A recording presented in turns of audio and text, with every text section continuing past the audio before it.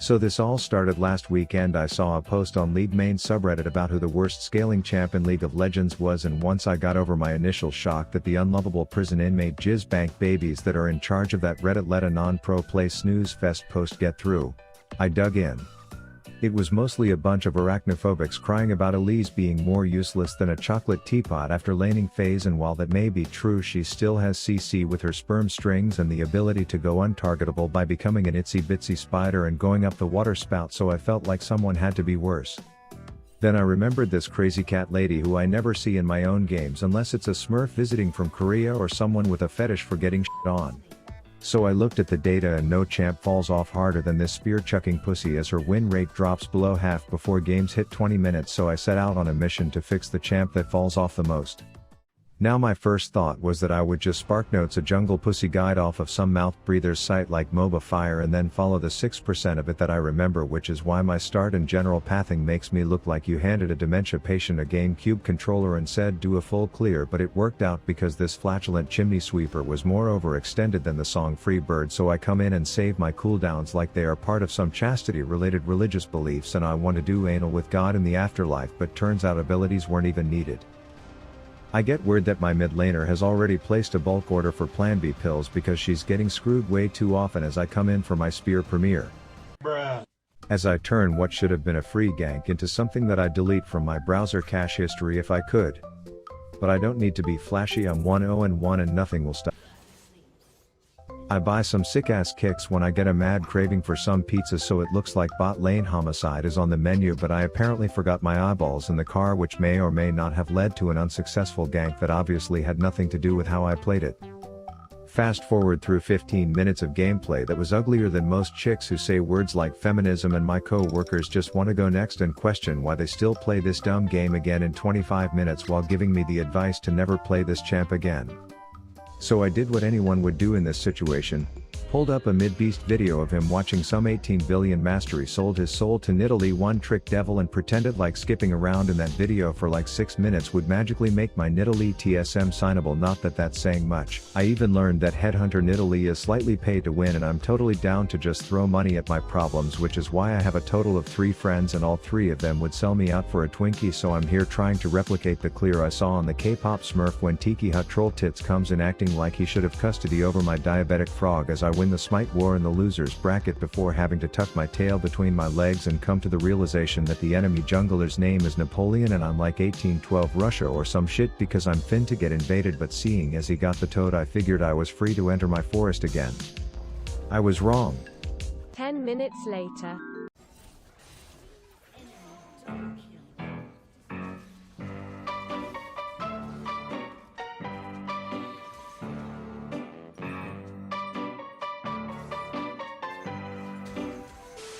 At this point I figured when it comes to experience in the jungle I'm not exactly stealing any chick from Disney's Tarzan, so my next attempt to find a way to make this champ scale better was to play her support, and this is how the first game started.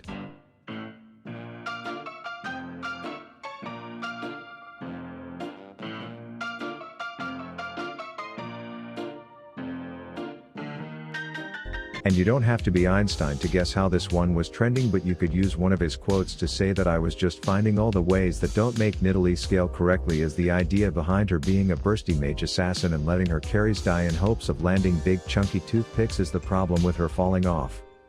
I knew what I had to do. I had to stop caring about the weaponized stripper poles that I was throwing at people and start prioritizing something else. The bursty builds had to be benched because there was a new cast in town, the Enchanter Ball cuffing crowd. Then all I had to do was slip on the sexy maid outfit, because the way to make this tabby tit scale is to build her in a way that helps and protects others. Just like NordVPN. But NordVPN is more than just software that protects you from online threats like malware, scams, ads and trackers through its cutting-edge threat protection complementary services. NordVPN is a lifestyle. This is you. You've grown old and fat from spending too much time on the Rift, but you know what you are. Addicted. And are happy. Except all your Discord friends are talking about the newest anime and sending you clips, and all you want to do is enjoy it yourself. But you can't because it's only available here while you are way over here, practically on the other side of the world where it simply is not available. Well, NordVPN allows you with one touch of a button to be anywhere in the world you choose, so while you are alone over here, fat, ugly, alone and diabetic, you can practically be getting all of the content available around the world just like you are there in the flesh, getting drunk with the cast. I recently got the dank deal on the 2-year plan plus 1 free month, which is risk-free because of their 30-day money-back guarantee, and use it to watch shows and protect myself when online, so use my link below to try it out yourself and experience all the weird things this world has to offer. Anyways, I'm in my maid cosplay prep to cuff the balls of the fuzzy cuffs who, if Arcane taught us anything, might like some of the V in addition to the P, but all I know for now is their ADC slipped out to take a piss, so I'm ready to get some shit on these paws until the mall cop does a lot of walking into danger without any fighting said danger, so she gets moved to the recycle bin, leaving me left alone to retreat. Wondering where it went wrong. Psych bitch, give me a bite of that ass as I make the trade not too shabby for a support tabby. I stick around because overstaying is practically a personality trait for me at this point. As you see, I'm trying to line up these lethal maid mobs from behind the trees, and once I got one, you could see Kate's boner straight through her poor person trousers as she got an easy kill, leaving us in an awkward 3-way where I wasn't exactly sure what to do because there were 2 of us chicks and just one of him, but he did have a fucked up third arm, and the logistics of what to do with that or where to stand was giving me anxiety, so I just kinda tried to give him something to look at while she finished him off. And since I feel negative feedback is too common after bad plays in this game, I wanted to make the effort to express my love after a good one to hopefully start a trend here. Their mid was too busy dropping words in chat instead of in the shrubs, so when Ashe made her deep throat an SUV arrow, I was there to make a cat kebab with my spear and oh so generously give the kill to Legolas's wife. Meanwhile, me and the British babe are filming a TikTok in River where we say something like "whose horse is that?" insinuating that we are looking at a massive penis, but really it's just Hecarim, and Kate has too much clothing on for the TikTok to be successful anyways, so we just slowly bait it out as our jungler comes in, only to pause while trying to remember what button turns her into a massive dragon. So I'm all like, my god, you dumb shit, you're too young to think you can just be a dragon, and long story short, no one cares whose horse it is, but rather can we stop him from killing all my dumb friends, and the whole thing gets chalked up to silver elo. That said, I am on my way to Enchanter Item Paradise with plans to focus on funneling my ADC late, who was showing lots of potential. Their mid is still having Rift Tourette syndrome at all chat instead of realizing that she isn't the center of the universe and certainly not the only cat on this rift, so she sits the stun, eats the spear, tries to spin on the Ashe, and despite my patience I panic and steal the kill. But I said sorry, so eat shit if you think I'm a bad person.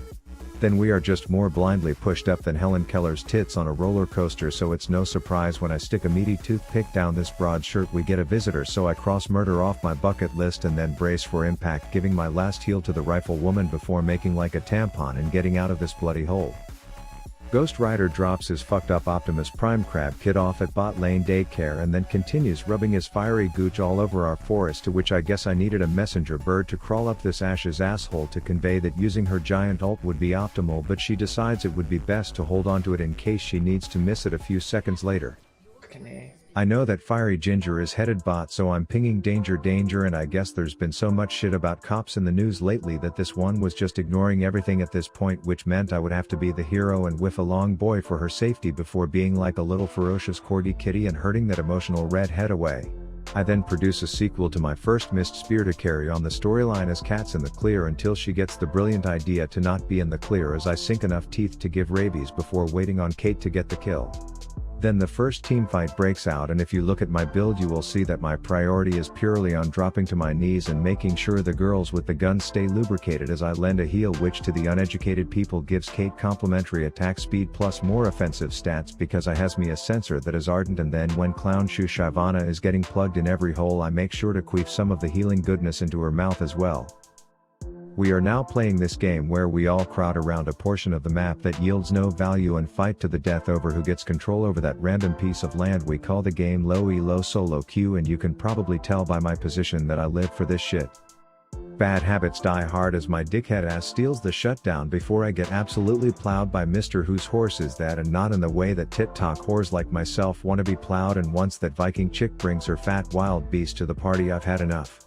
I hang around to shove a considerably large amount of health up Caitlyn's ass, which was the determining factor in keeping safe from that poor Rider's ball and chain ice cube long enough for us to make that fat pig piss off. But I guess she just had a thing for getting fucked by brawny women riding warthogs, which is fine. I just wish she would have told us earlier so Ash didn't have to waste an ult and I wouldn't be put in awkward situations where I have to kill her new lover just to keep my sped friends alive. Whose horse is that? Jesus, I'm sick of that sound, and unfortunately you know what they say, you can queef all the heals you want into a giant Clash Day dragon, but a spinning red head whipping daggers will still kill her, and all you can do is chuck a spear at that dumb hoe to make it all worth. Anyways, I'm off marking my territory again in random areas of the enemy's front yard when one of the blood rift buttholes opens up, so we do our best to greet the arriving parties with hors d'oeuvres and homicide, which makes these stupid sluts hit the FF buttons to say GG, and I have to say I think this is the best bet to make Nidalee's win rate not dog ass after 20 minutes, so with that I will take it back to the toxic Garen from the third game to sign us out.